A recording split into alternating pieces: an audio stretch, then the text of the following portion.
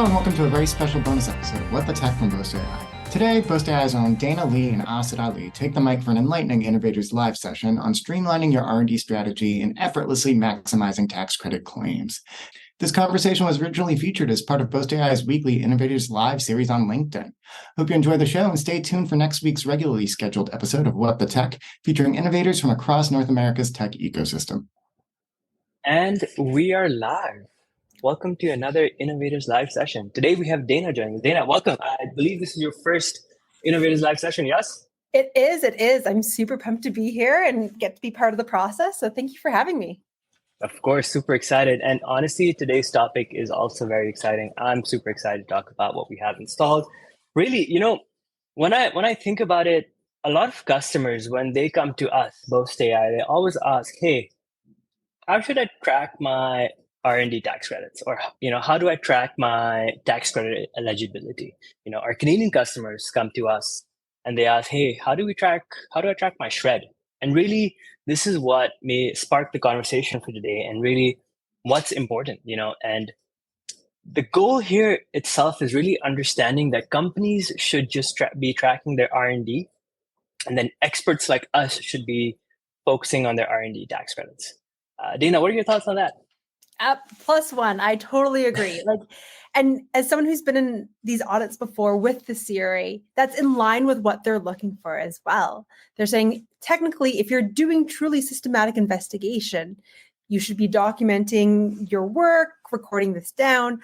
And I guess there's a numerous amount of benefits for this. Like, aside from the R&D claim, just in terms of tracking as an organization, it's by documenting what you've tried, what challenges you've had, it helps you identify how much time is being spent on these different projects, whether something needs to be time boxed or you're like, no, it needs to be prioritized and escalated. So it gives you a sense of whether to keep going or to pause on this due to other priorities, right?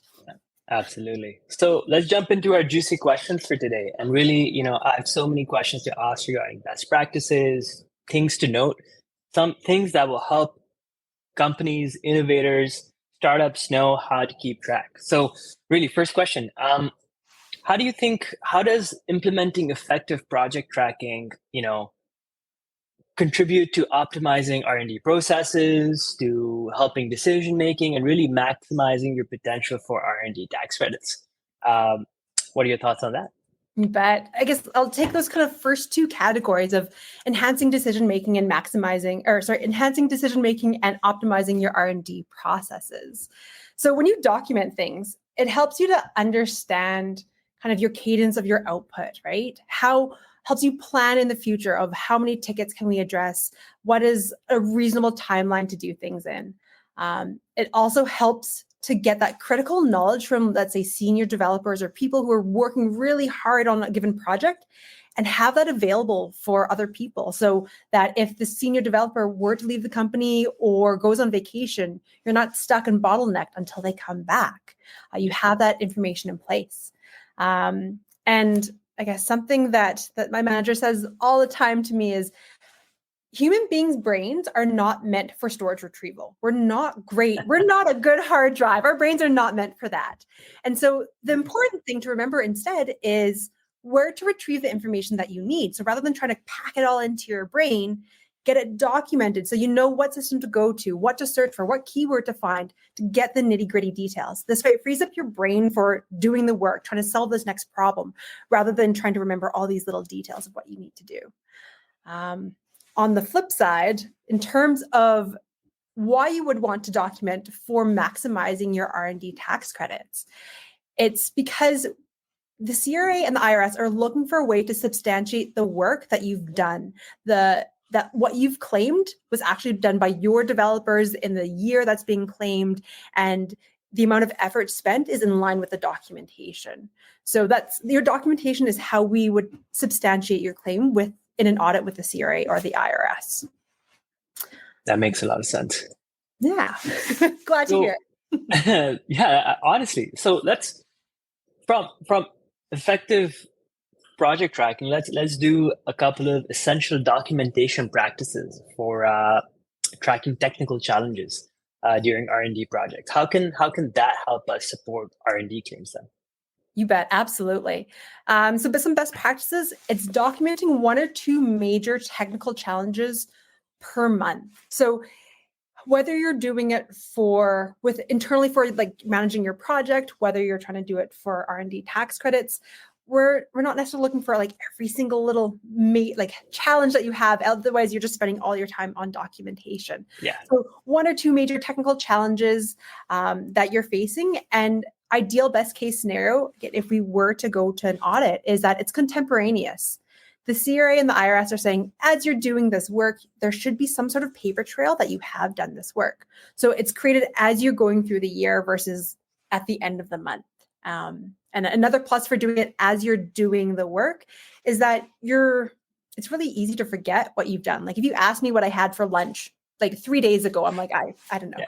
Probably nothing. I have no clue. So that's why it's nice to do it as you do the work. And then the next thing to do is just try documenting the different approaches that you tried to solve that problem. I think we're really good at documenting what the final solution was because we're like, okay, this is what I want to remember, that kind of good stuff.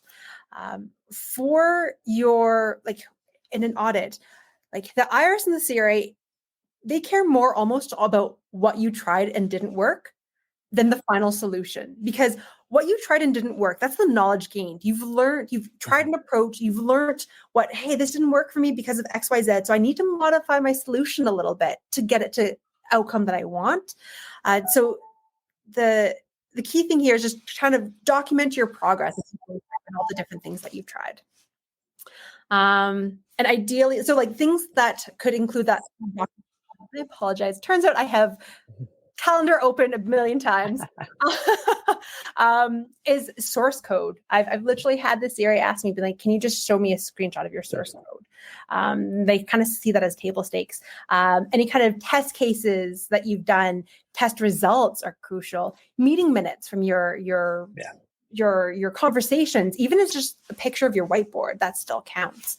And emails. Like the nice thing about emails is it's got your name, it's got your date on there. It's lovely. And yeah, I guess with all these different documentation approaches, I guess to help maximize Boast AI's ability to work with your systems and user automated clustering to help identify, be like, this is the potential R&D work. Here's how much time could have been spent on it. It's using consistent terminology and taking advantage of your PM system's hierarchy. And so by doing those things, it helps to maximize the accuracy of the clustering. Because if it's variable terminology, if it doesn't have that hierarchy, the cleanliness of the data makes a big difference in terms of the accuracy. Yeah.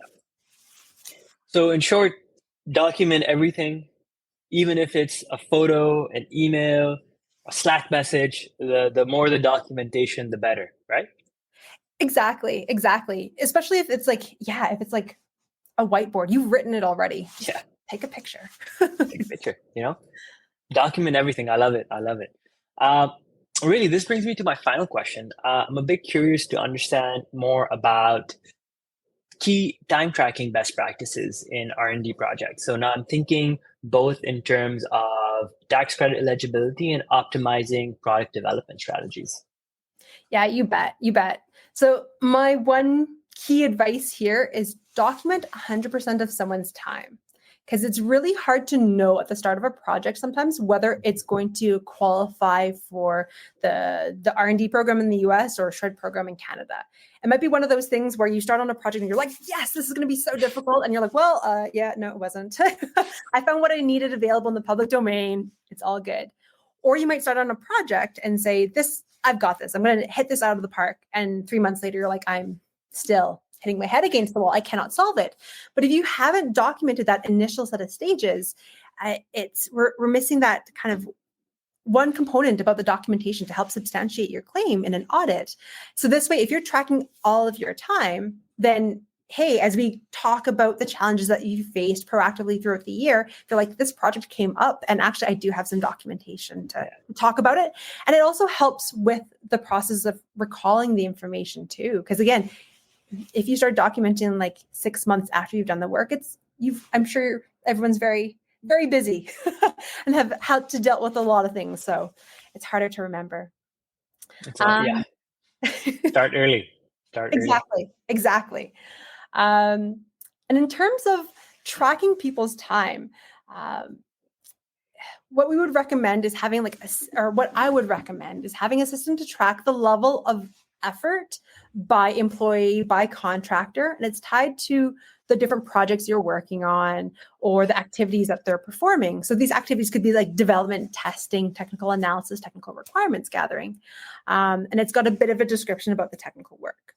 Why that's so important is in an audit, the IRS or the CRA will say, okay, well, here's some of the things that I see in the report that was written. Show me the evidence that this was worked on. Show me those same keywords that I see in the report. So having that kind of description, having something there to help the IRS or the CRA understand what kind of role different people contributed to is really helpful. Yeah, and I'm sure the CRA IRS is just wanting evidence on evidence on evidence, and the more you give them, the better. Exactly. The more you get, the easier it is for them. At the end of the day, they need to also justify that why they're accepting the claim or what have you to their boss. And so if you've got all the paperwork and ducks in a row, then it's easy for them to be like, here, this is why I'm saying yes, accept it. Absolutely. That makes so much sense. So much enlightening information. Thank you so much. You're more than welcome. And I guess the last pro tip I would have is that don't, like, if you're like, okay, I now need to go out and start using Toggle and you don't need to do granular time, like hourly time tracking. The CRA's requirements and policy is that you need to be able to substantiate your effort, your time, but they don't specify that it has to be through hours. So yes, hours is like the holy grail of all kind of time tracking, but you can use other ways. And what the CRA, like what both the CRA and the IRS want is a methodology to derive level of effort. And it's not based off our memory because our memory is not great. Right? That's a good pro tip. Yeah. And so that's why, it's using a system where they're using story points or whatever you feel is appropriate. But it's helping to track level of effort because not all tickets are considered the same level of effort. And why you would want to do this aside from these credits as well, it just helps you to understand your velocity of output, right? So what are you planning? What can you do? Do you have these peaks and ebbs in velocity? Why are those ebbs? What can we do to help our dev team to stay maximized as much as possible? And then you can also track how well are you performing to plan. And when you're asking the dev team saying, hey, okay, how much time is this going to take, right? You can start building that muscle within the team to get that estimation and the accuracy around that level of effort nailed. So, Spot on. Absolutely love it. So in short, companies just need to focus on their project tracking and let the experts handle everything R&D tax related, right? Exactly. Yeah, we know all the little nuances. So give us that data and let us get to work. I love it. Again, Dana, thank you so much for joining us. Another fantastic Innovators Live. Until next week, then. Absolutely. Amazing.